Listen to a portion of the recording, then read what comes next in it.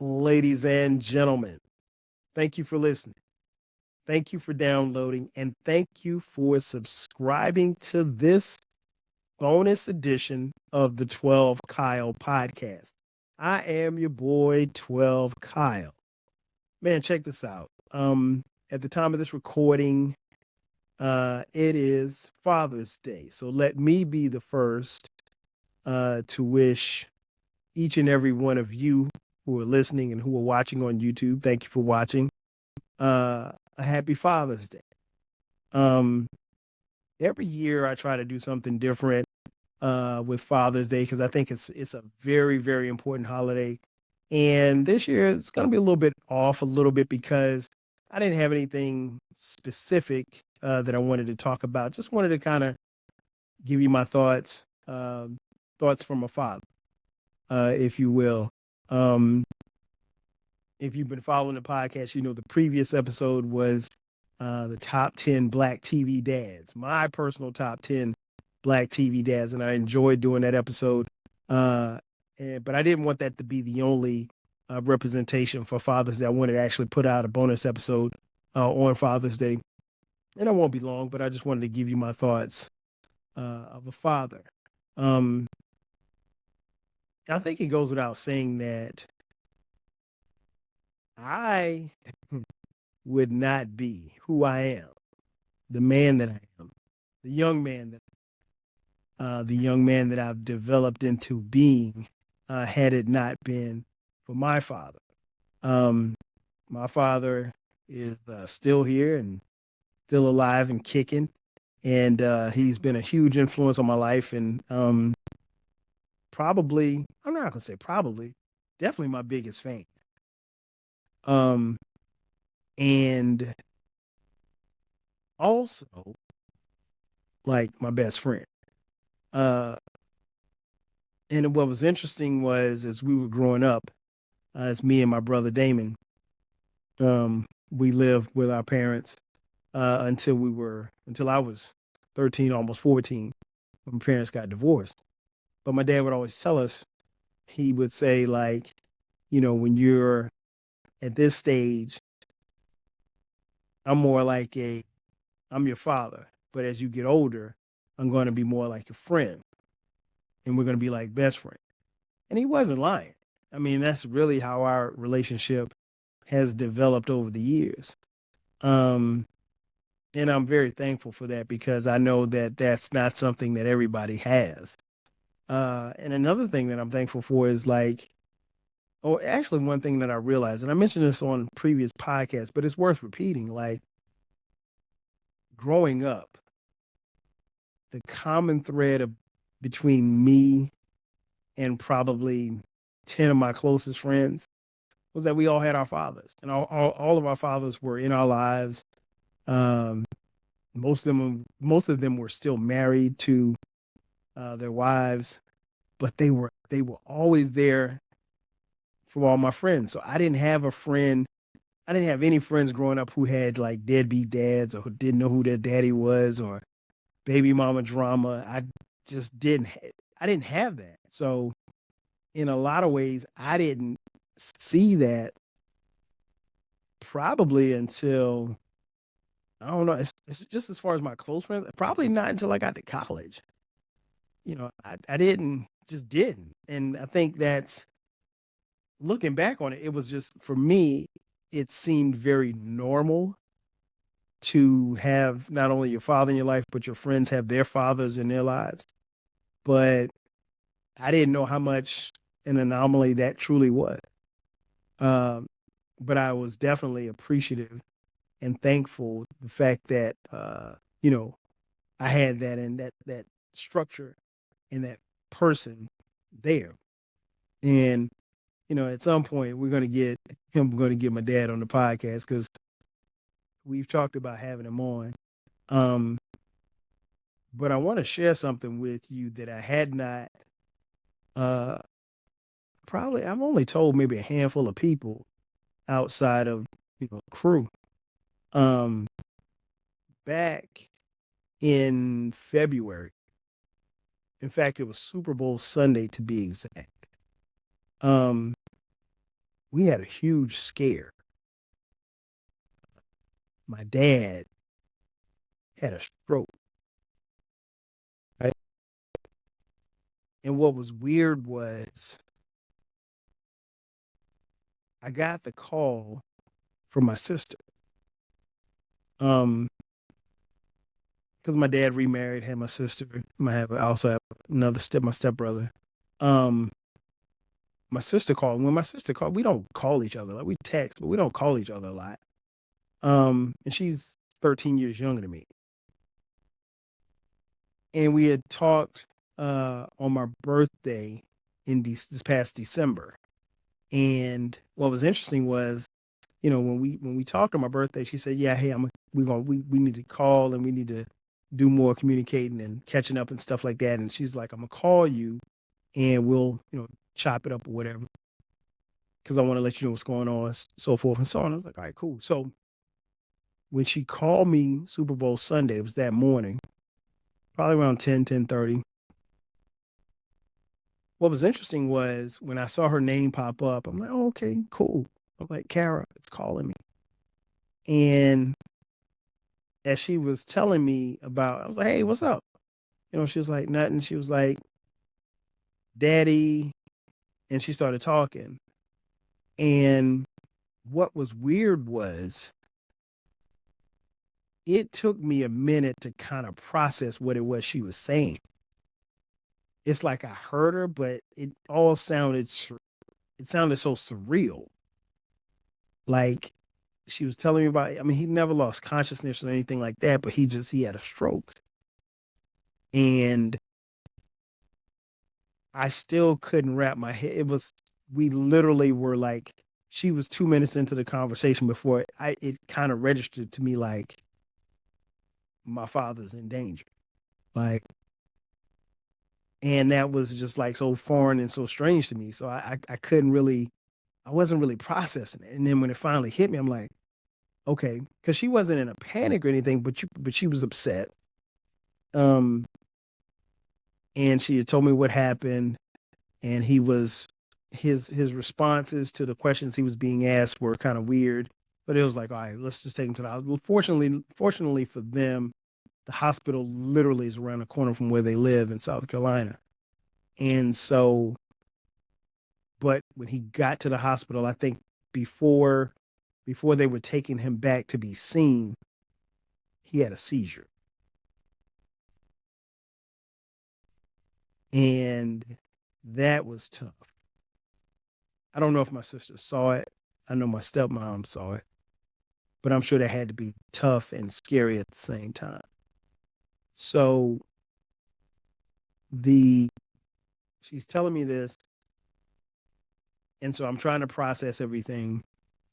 And I don't live in South Carolina, so I'm thinking what I got to do to get home, you know, so forth and so on. And then I'm thinking now I have to get off, once we finally got off the phone, um, I had to call my brother. No, what I did was, I'm sorry, I didn't. We didn't get off the phone. I called my brother Damon, who's 3 years younger than me, and I put him on the three-way. So we were all on the phone together. He was out of town. He was in like Tennessee. He was celebrating something with his family. And so he's out of town. I'm out of town. And we're both not really sure what's going on or what's going to happen. And there was probably a 3 to 4 hour window where I really didn't know. I wasn't being given information, but I also didn't know how severe it was. I didn't know if he was going to make it. And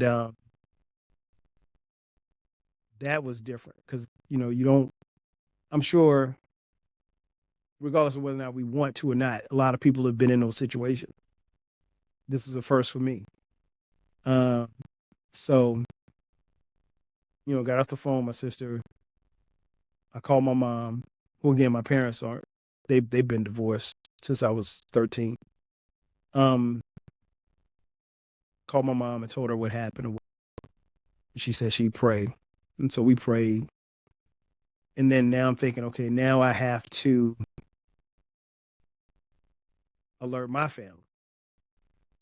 Um, and you don't really know how these conversations are going to go, particularly with children. Because everybody doesn't see things, you know, everybody doesn't see things the same. Um, and you don't know how kids are going to react to stuff. You just don't.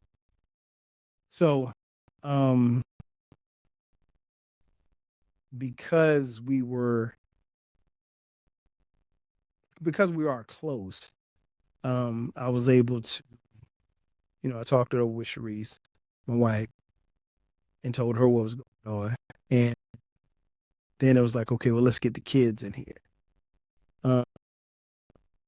Because I was actually supposed to be going to Houston the next day, but I was in Atlanta, and of course I had to postpone that flight.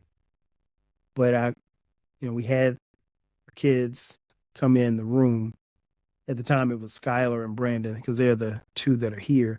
And then we called our oldest two, Dion and Cameron, who are away at college. Dion's in grad school and Cameron's in undergrad. And having to have that conversation to let them know that the grandfather had a stroke.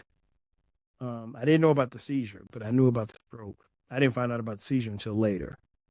But that was tough. And there's nothing that can prepare you for those conversations. That's the part of parenthood that they don't tell you about. But I got through it I got through as best I could. And then eventually I kind of broke down. And so I'm still not knowing what's going to happen. I'm faithful, but I'm not knowing. And we hadn't planned anything. I mean, we were just having like a little regular Super Bowl party, just a family, just us watching the game. Nobody coming over, anything like that. So I think like for the next couple of hours, I just kind of floated. I really didn't do much, really didn't say much. I just kind of was in my thoughts and not really sure how everything was going to play out. My stepmom called because I went out to go get pizza. And when I went out to go get pizza, when she called, I saw her name pop up on my phone. I took a deep breath and I was preparing myself to hear whatever it was she had to say. When she started speaking, she wasn't crying or anything like that. She sounded strong. So I was immediately relieved to know that, and she relayed to me that he was okay. He's recovering. Still a scare nonetheless. And so I was like, okay, that's my guy. That's my dad. I got to go see him. So went to go see him. By the time I got there, they had moved him from the hospital to a rehab facility. And he was going to spend like a week or two in the rehab facility. He was able to get up. He was able to walk, talk. He knew his name. He was cognizant. He seemed like dad. And, you know, I felt much better once I saw him because, you don't know when people have strokes or any type of trauma, particularly when they're older. And this cat is 77 years old. So when that kind of stuff happens, you're not sure how they're going to react. I think one of the fears that I had was like walking into a room and he not know who I was. That would have been devastating. Uh, but once I got a chance to lay eyes on him, hug him, and talk to him, me and my brother, we talked to him. We sat in his room probably for a couple of hours and just talked to him. Kids got a chance to see him, love on him, and he got a wheelchair. walked him downstairs and stuff, and he was cool. He was cool in the rehab facility, and I'd gotten word that, you know, by the time within the next day or two, he'd be leaving the rehab facility and being able to go. The day before he's supposed to leave the rehab facility, he has another seizure.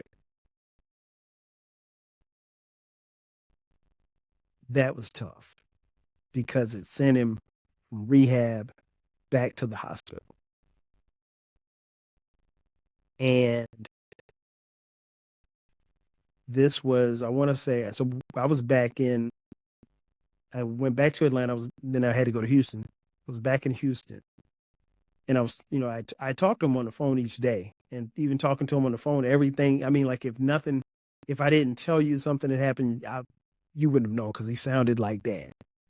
Um, but that second seizure, things, changed. Um, at least in my mind, it did. Uh, but he was able to bounce back from that, and then he had to go. He was in the hospital for a couple of weeks. Then he went to the rehab facility again for like another 2 weeks, and then he was able to go home. And what was interesting was, and I came back, went to my hometown of Florence, South Carolina, to see him, and spend time with him, and it was almost like old times. Now this time he was getting around with a walker, so he wasn't just kind of walking on his own, and obviously can't drive. And we were just talking about things that he needs to do. Conversations were the same, but the one thing I did notice is like he would his long term memory is great, but some of his short term memory still needs work. Like it's like he's one of the smartest people I know, probably smartest person I know, one of the most smartest people on planet Earth.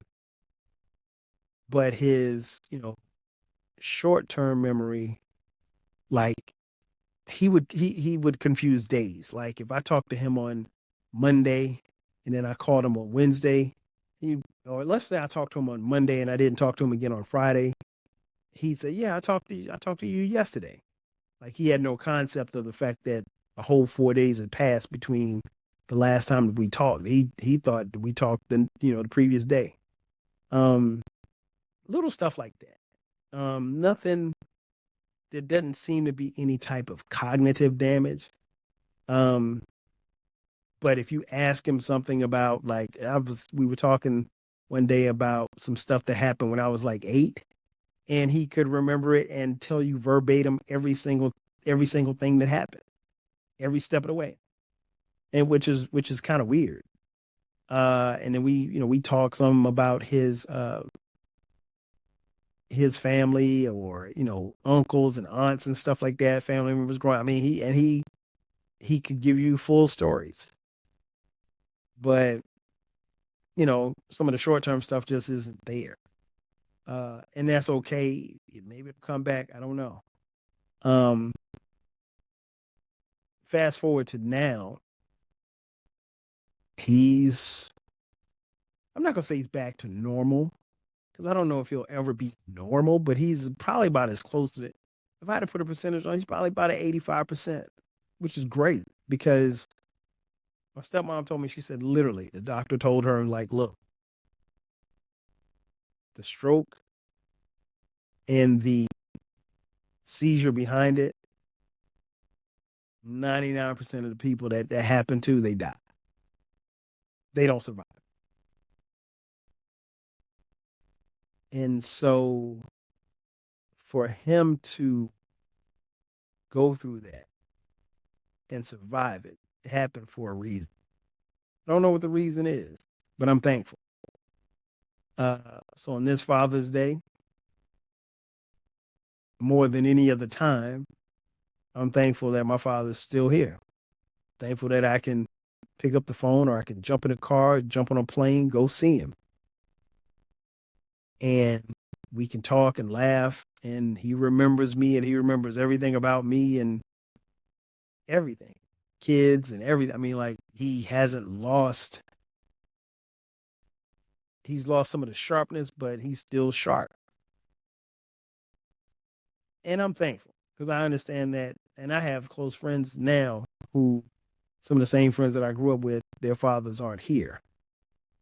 And that's tough because, their father, they are fathers, but their fathers aren't here. And, I'm not really sure how that touches people, particularly my guys, on Father's Day. Maybe a little happier, maybe a little sad. I don't know, because your dad's not there. And I understand that, yeah, at some point in time, no, all of us check out it. But my objective, just for me, is to be here as long as I can. Uh, I truly believe like we all have a purpose on this earth. And I think that, I heard somebody say this once, and I can't remember who said it, but like, you have to prepare your children to live in a world without you. And that's a cold reality, right? Cold reality. Because I don't want to ever live on this earth without my dad. But in reality, I know that one day I will. Hopefully that day is so, so far away from here. But those moments back in February taught me that those days are a lot closer than I'd like to believe. And it also makes you think about your own mortality as well. Um, but I'm thankful that he's here. And I, celebrate and rejoice each day that he's here. And I cherish our phone conversations, and I cherish when I see him, because I've seen him a few times, and looking forward to seeing him again, and talking to him. Um, Definitely gonna give him a call today, as I do every Father's Day, and he constantly tells me and my brother, how proud he is of us and what we've accomplished in our life, and I tell him all the time, like, look, man, you laid the blueprint, and I tell anybody, like, both my mom and my dad, like, if when it's all said and done, if I could be half the parent that they are, I think I'm a success. I don't measure my success on how much money I made, how big my house is, how many cars I have. I don't measure my success by that. I measure my success by the people who raised me, and I'm trying to be the young man who they raised to be. I mean, it sounds crazy, but that's my goal. I want to be somebody that, my folks can be proud of. And then subsequently being a father now, I want my kids to be proud of me. If you're listening, excuse me, if you're watching on YouTube, thank you for watching. But if you look at this shirt that I have on, it has the names of the kids: Dion, Cameron, Brandon, and Skylar. Also has Sharice, but she's not a child. Those are my heartbeats. I can't really put into words what Father's Day means to me, because it sounds cliche, but I'm going to say it. But every day is Father's Day, to be honest. I have a great set of kids. But what's interesting is, like, we have 4 kids. Like, and the running joke is we have 4 kids because we don't want 5. But I remember Sharice and I, when we were in college. For those of you who don't know, we went to and graduated from South Carolina State University. Uh, that's where we met. But when we were dating in college, I remember us having conversations about, becoming parents. And I'm amazed sometimes. Sometimes, particularly like when we're at home and all of the kids are home, and we're sitting at the dinner table and we're eating and we're having a conversation, because we always eat dinner together, always. We may not all eat breakfast at the same. Well, we try to eat breakfast together, but schedules and stuff like that. But um, when everybody's there, we eat dinner together. We have a conversation. So everybody sits at the table, and everybody is engaged in the conversation. And sometimes I sit and I just kind of watch my kid. Dion, at the time of this recording, next month. No, not next month. I'm sorry. in August, he'll be turning 25. We're about to have a 25-year-old. I know what you're saying. You're looking at that YouTube and you're looking at the guy on YouTube and you're saying he is way too young to have a 25. And you're correct. I'm 51. Um, but Dion will be 25 in August. Cameron will be 22 in August. Skylar will be 13 in September. Brandon will be 17 in December. I'm sorry, no, Brandon will be 18. Jesus. My bad. Um, wow. I mean, like, just even saying that, these kids have grown up. Um, and you don't really know what they're gonna be when they grow up, but just to see them grow up. And it goes back to those conversations. And sometimes we're sitting at the table, as I was mentioning earlier. Sometimes we're sitting at the table and I'm just watching them and I'm listening to them. And I'm like, I remember Sharice and I having these conversations about, what it would be like, what our son would be like, what our daughter would be like. Now, I think in our daydreams, we only plan to have one child or maybe two. She said she always talked about three. I don't ever remember her talking about three. I just knew. Here's what I always say about kids. I knew that I'd have a son. I knew that my first child would be a son, and I knew that we had Dion, then we had Cameron 3 years later, and then we had Brandon like 3 more years after that, or 4 more years after that. And I thought we were done with 3 boys, and then here comes Skylar, the girl. Um, but each of them have their own personalities, and they're so unique. And what's interesting as a parent, is how you parent them. Like, when I grew up, it was just me and my brother Damon. That was it. So,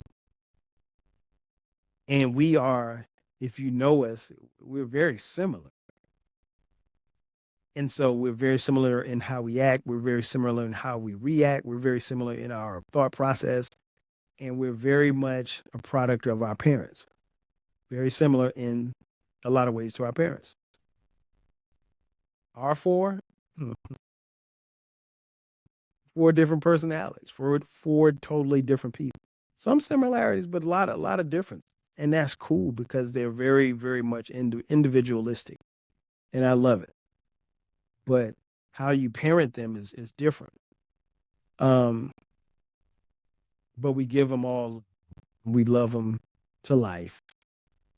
I often say they are my four heartbeats. They're the four chambers of my heart. The heart has four chambers. Those are four chambers right there. And the heart don't function, without the four chambers. Um, but each chamber is special, not more special than the other, but each chamber is special. So I think you, the running joke in the house is that Skylar is the favorite child because she's my daughter. I don't have a favorite child. Don't. I love them all the same. But again, every day to me is like Father's Day, and I genuinely cherish the time that I have each day, and I'm very blessed to watch them grow. I don't understand how guys could just cut out on that and not want to be a part of that. That part of fatherhood, I never understood for guys who have a responsibility, have a child, even if you don't get along with the mother, not be an active participant in the child's life. That part for me, I'll never understand. But then again, some things aren't meant for you to understand, right? Um, but those four, you know, I do anything for them. They're the reasons why I work hard and work as hard as I do. They push me to be a better man. They push me to be a better father. They push me to be a better friend, especially as they get older. Um, and the thing I tell them all the time, like, look, man, you can come talk to me about anything, anything. And I mean that. And I want that to be how it is and how it is going forward. And much like what my dad told me and Damon, particularly for Dion and Cameron, since they're again, soon to be 25 and 22, but more like brothers. You know, I don't do a whole lot of fussing because I don't have to. I mean, they're young men, and the thing I try to tell them is like, be conscious and aware of the decisions that you make, because every decision that you make is going to affect you and the people around you, no matter what. Um, Make good decisions, and stay focused. I tell them that all the time. Stay focused. Dad, what does focus mean? Focus means focus. You got to be focused on something. You got to be focused on your goals. You got to be focused on where you want to go in life. And I can't travel the path for you, but I think I've blazed a pretty good path for you to follow. You don't have to follow and be what I became, but be who you're gonna be. Be who you want to be. Be who you and me and your mom have raised to be. But they're special. And again, Father's Day for me is uh it's always special. Uh there's not much that I want. Um what I really want for Father's Day, they're not gonna get it for me, so I may just have to get it for myself. But that's cool. I'm not really somebody who looks for a lot of gifts and stuff like that. So uh, if they cook dinner for me, you know, fire up the grill, I'm cool. That's that's about all I can ask. I mean, it's not like it's football games, thing like that. So, um, but yeah, it's Father's Day is special. Um, it's particularly special for people like me who are fathers. So again, shout out to all the fathers who are listening and who are watching. Um, Salute to all of you, because you have a purpose, and your purpose is to give your child three things. And this is something my dad told me that he was told right before I was born. And I said it on a previous podcast, and it's worth repeating. Three things you have to give a child: love. You have to give a child love. When a child gets love, particularly from their parent, there's no other love. There's no better love for that child than the love from their parents. Discipline. You have to give your children discipline.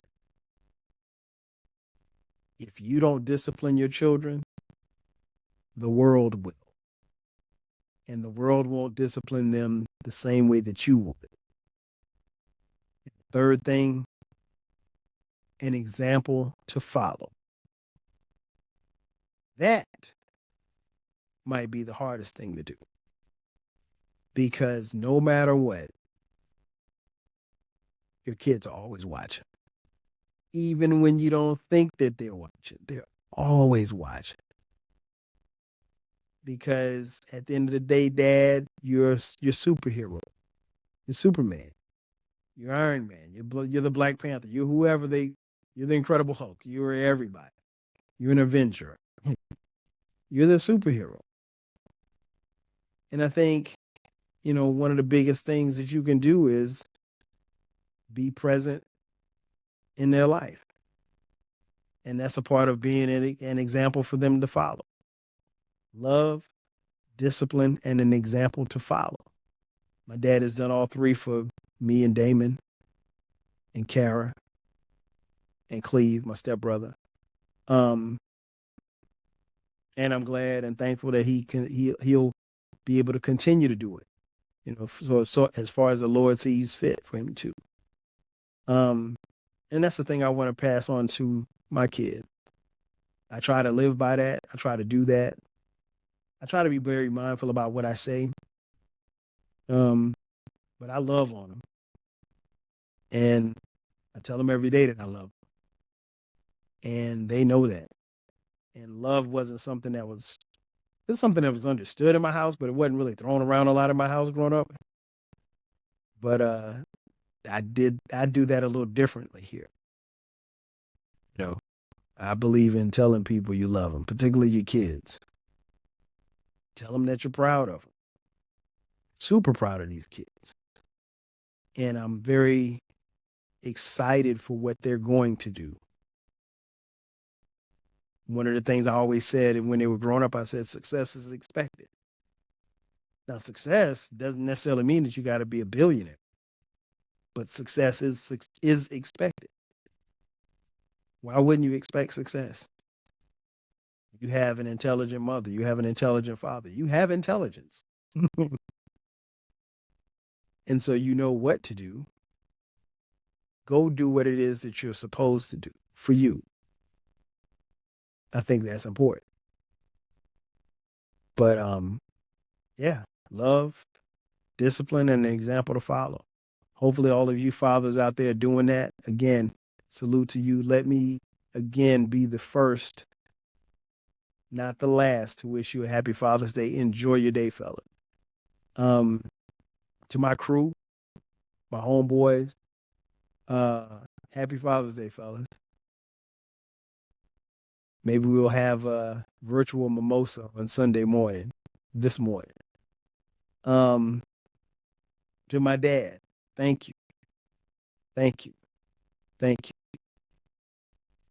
Appreciate you. But I appreciate everything you've done and will continue to do. And I thank you for always being there for us. I appreciate it. And to my 4 chambers,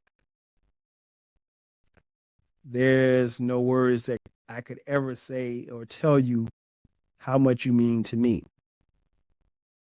You are a part of me, and I am thankful that God has lent you to me. And until they throw dirt on me, I'm going to do whatever I got to do for you. Ladies and gentlemen, that's going to do it for me. Thank you for checking out this bonus edition of the 12 Kyle podcast. Be sure to subscribe to the podcast. The podcast drops every Sunday and every Thursday at midnight. From time to time, we drop bonus episodes like this one on Sunday. Make sure you hit the YouTube. On YouTube, it's very key because we have not only video, but audio of every episode. We're on TikTok. We have clips on TikTok. So follow us on TikTok. Follow us on social media. We're on Twitter X, Facebook, Instagram, Threads, at 12 Kyle, at 12 Kyle Podcast. If you feel so inclined and you want to support us financially, hit us up on the Cash App, $TWELVEKYLE.